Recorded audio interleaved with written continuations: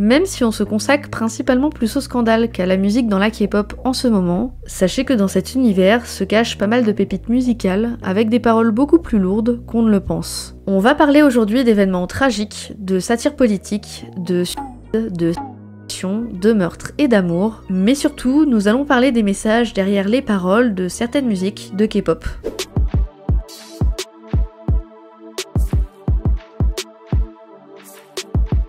I Am Wrong de BTS est sorti le 14 octobre 2016 dans l'album Wings. Malgré son air joyeux et son côté légèrement enfantin, cette chanson a des paroles qui critiquent ouvertement le gouvernement coréen.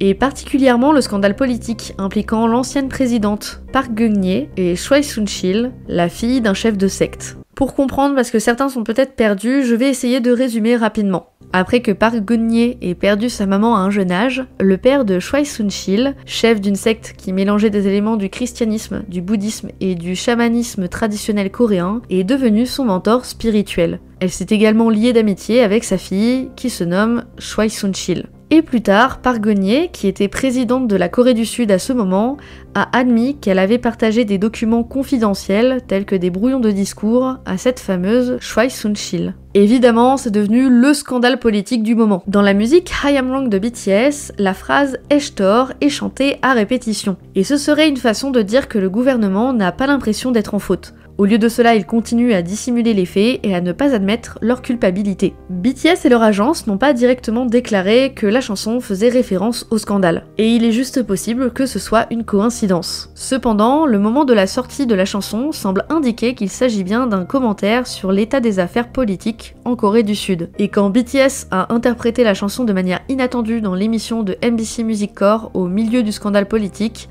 de nombreux fans n'ont pas pu s'empêcher de lier les deux ensemble. Et je pense sincèrement que ce n'est pas fait par hasard. Un peu comme le partenariat de cette vidéo, Rosetta Stone. Est-ce que ça vous est déjà arrivé en écoutant vos musiques favorites de vous dire « Je ne comprends absolument rien. Qu'est-ce que le boug est en train de me raconter ?» Ça veut dire quoi, Bogo Shipta? Eh bien, ne cherchez pas plus loin que Rosetta Stone, l'application qui va vous aider à apprendre le coréen pour pouvoir décrypter les paroles dans les chansons de K-pop. Avec Rosetta Stone, vous allez être capable de passer d'un doum doum da da da da, doum doum da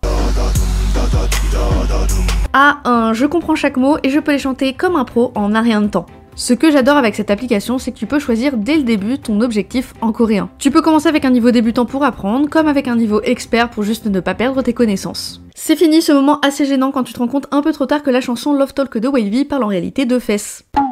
J'ai mis un peu trop de temps à le comprendre. Personnellement, cette application m'a permis de renforcer mes petites bases, notamment dans les nombres coréens et sino-coréens. Parce que c'est vraiment ma difficulté du moment, j'aimerais bien apprendre sans compter sur mes doigts à chaque fois. Ça, 4.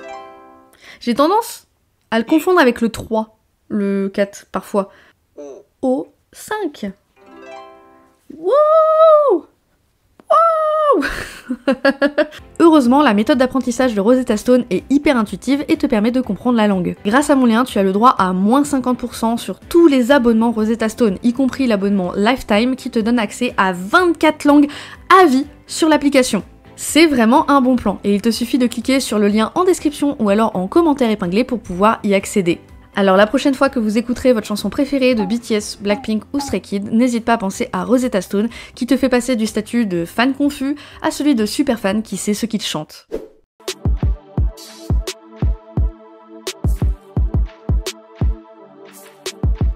Russian Roulette est un single qui est sorti aussi en 2016 et qui a eu un énorme succès, particulièrement pour son clip. Le MV a attiré l'attention pour sa semi-inspiration de la série Simpson, Itchy et Scratchy qui masquent des farces violentes et presque mortelles que les membres se sont tirés les unes sur les autres dans une vidéo lumineuse, pétillante et amusante. Vêtus de jolies tenues, les membres chantent une relation amoureuse qu'elles comparent à un jeu de roulette russe, alors qu'elles essayent de se faire du mal l'une à l'autre. Chaque membre apparaît dans diverses scènes en laissant tomber des balles de tennis, des pianos, des réfrigérateurs et des casiers sur les autres filles, ou même en nourrissant d'écrous et de boulons colorés au lieu de céréales. Russian Roulette, c'est pas du tout une musique faite pour les enfants. D'ailleurs, lors de l'émission Naver V-Live le 6 septembre 2016, Joy a également exprimé ses préoccupations au niveau de la possible censure ou même d'une limite d'âge en raison du thème violent de certaines scènes. Pour résumer, cette chanson parle d'un amour tellement obsessionnel que les filles sont capables de torturer, voire même de tuer.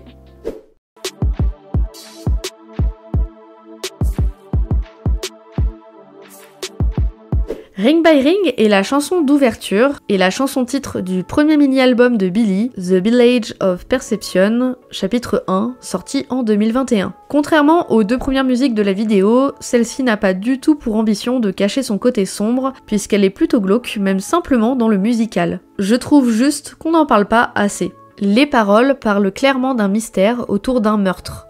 Une fille nommée Billie a été enlevée par un monstre et ils enquêtent sur sa disparition au fur et à mesure de certains MV. Pour approfondir un peu et rapidement l'histoire, aucune des filles ne peut vraiment se souvenir de ce à quoi ressemblait Billie. Une grande partie du mystère vient des filles qui ne savent jamais si quelque chose est réel ou imaginaire. C'est pourquoi beaucoup de chansons de Billie peuvent paraître effrayantes et oniriques. Même Ginkamigayo, j'arrive pas à le dire, Ginkamigayo,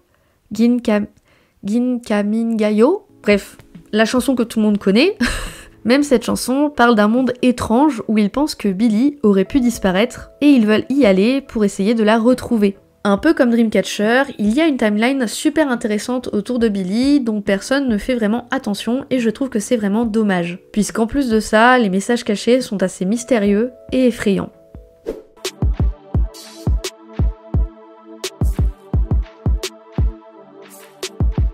La plupart des chansons de Twice, malgré leur côté ultra joyeux, ont souvent une histoire assez sombre. Likey, sorti en 2017 pour leur album Twicetagram, parle d'une histoire d'amour. Cependant, cette histoire d'amour tourne à l'obsession particulièrement sur les réseaux sociaux. Elle se trouve moche et ennuyeuse, mais pour attirer le garçon qui leur plaît, elles se mentent à elles-mêmes. À l'intérieur du petit écran, je veux être la plus jolie. Pourtant, je cache toujours mes sentiments au fond de moi. Lorsqu'on télécharge des photos sur les réseaux sociaux, on le fait souvent pour une ou pour que plusieurs personnes nous regardent. Faire croire que nous avons une vie idyllique alors que derrière l'écran, ce n'est pas spécialement le cas. À plusieurs reprises, le MV montre plein de détails différents derrière et devant cette caméra, ce qui confirme ce message. À la fin de la journée, tout le monde est gelé et a l'air confus puisqu'ils ne se reconnaissent plus. Avoir un masque derrière les réseaux sociaux, c'est quelque chose que n'importe qui d'entre nous connaisse. Et c'est une façon plutôt habile derrière une histoire d'amour de montrer le côté beaucoup plus sombre de la réalité.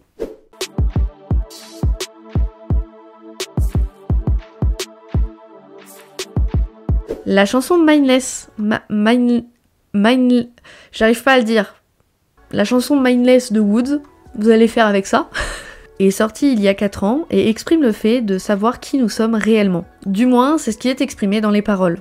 Cependant, dans une vieille interview dans le magazine Statue, il a admis avoir écrit cette musique comme un journal intime. Mindless est comme mon journal intime. J'ai utilisé les notes que j'avais écrites alors que je ne parvenais à trouver une raison à ma vie et j'ai essayé de mettre des histoires dans le morceau. Bon, sur le coup, il n'y a pas vraiment plus de signification à cela, du moins on comprend pas réellement. Cependant, en 2021, celui-ci a exprimé en réalité que la chanson parle de suicide. Il racontera qu'à cette période de sa vie, il allait très mal, car malheureusement, sa carrière d'artiste n'évoluait pas dans la façon dont il pensait évoluer. Il se débattait énormément, sans trop de résultats, et cela a eu des conséquences néfastes sur son mental par la suite. Et le message est d'autant plus beau quand on connaît la signification et qu'on relit les paroles.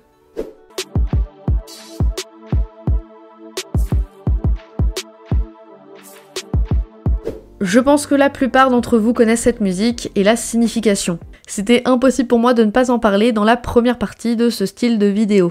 Lovesick Girl est une histoire d'amour tragique. 3 membres, Jenny, Rosé et Lisa, sont follement amoureuses de la même personne. Mais après s'être rendu compte que celui-ci semblait avoir choisi Chizu, elles ont finalement rompu et se sont suicidées à cause de la douleur. Pendant leur refrain, on peut remarquer que les panneaux en arrière-plan disent Born, Die, Alone, avec Born et Alone allumé pour confirmer cela. Jenny serait morte à cause d'un accident de voiture, Rosé pour s'être noyée dans une baignoire remplie de peinture noire, et Lisa en sautant du bâtiment. Évidemment, Chizu a découvert ses 3 amis, elle va essayer de les sauver, mais rien n'y fait. Et elle a réalisé l'irréparable à son tour en se noyant sous la pluie. C'est à ce moment-là qu'elles ont tous su qu'elles étaient nées pour être seules, parce que beaucoup de gens ont continué à les quitter et à leur faire du mal. Lovesick Girl, c'est vraiment une chanson différente des chansons habituelles de Blackpink et je pense que c'est pour ça que c'est l'une de mes favorites.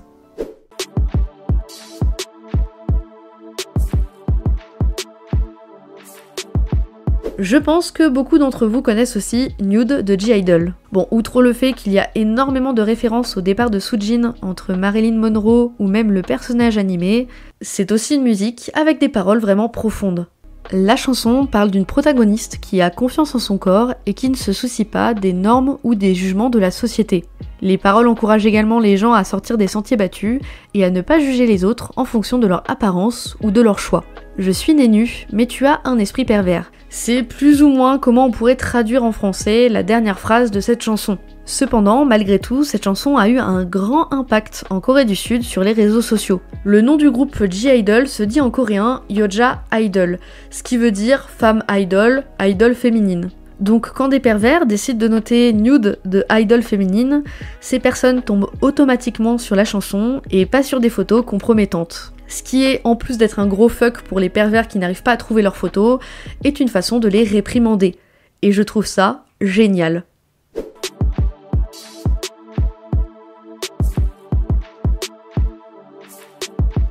Je sens que je vais pas pouvoir me retenir de parler de ce groupe au moins une fois dans chaque partie. Pour ceux qui ne savent pas, 7 O'Clock c'est mon ancien groupe préféré, et la chanson que j'ai décidé de vous faire découvrir aujourd'hui c'est Searchlight. Cette chanson parle simplement d'une histoire d'amour romantique assez banale, sauf qu'en réalité c'est une histoire d'amour entre deux hommes dans une société qui ne les accepte pas. J'ai pas grand chose à rajouter, je vous conseille juste de regarder le MV qui est simple et efficace, un peu comme le résumé que je viens de vous faire.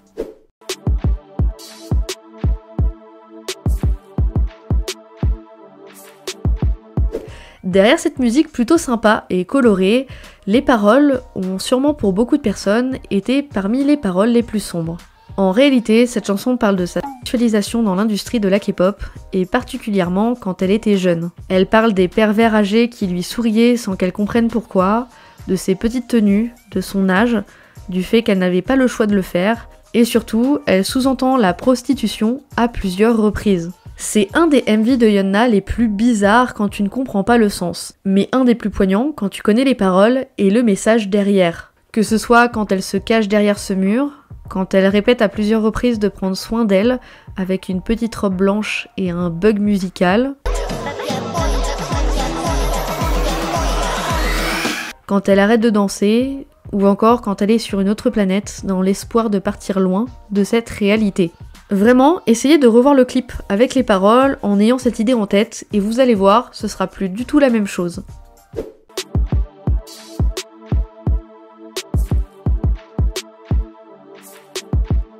Le single Spring Day de BTS a été interprété par la plupart des fans comme un mémorial pour les victimes de la catastrophe du ferry de Séoul. Les membres du groupe eux-mêmes ont répondu lors d'une conférence de presse que Spring Day peut être interprété de différentes manières en fonction du point de vue des auditeurs et qu'il existe également d'autres interprétations de la chanson. Pour ceux qui ne savent pas trop, rapidement, le naufrage du Séoul s'est déroulé le 16 avril 2014 sur le trajet entre Incheon et Jeju en Corée du Sud. Le ferry a chaviré alors qu'il transportait 476 personnes et la plupart des lycéens. En tout, 304 passagers et membres d'équipage ont péri dans la catastrophe. Et le gros problème de cette tragédie, c'est que malgré les avertissements, les signaux et les inquiétudes des étudiants, les membres de l'équipage n'ont pas réellement bougé. Et surtout le gouvernement ainsi que les secours non plus.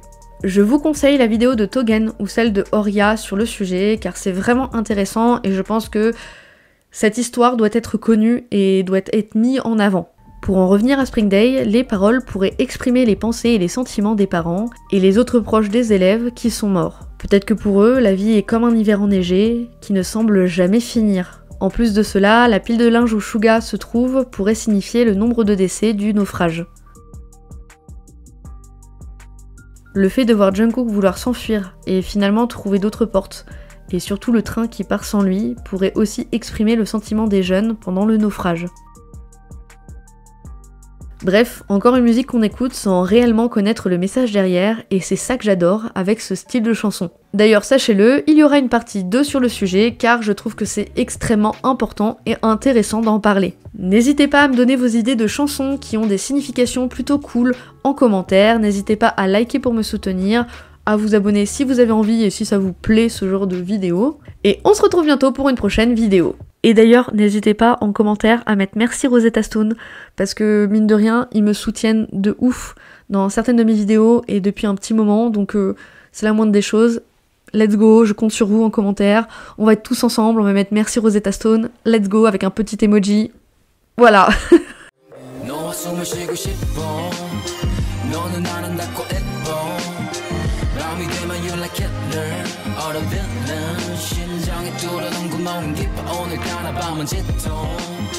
너의 마스카라처럼 나를 자꾸 위로올려 보라색이 많이 어려 한숨을 쉬면서 look in the mirror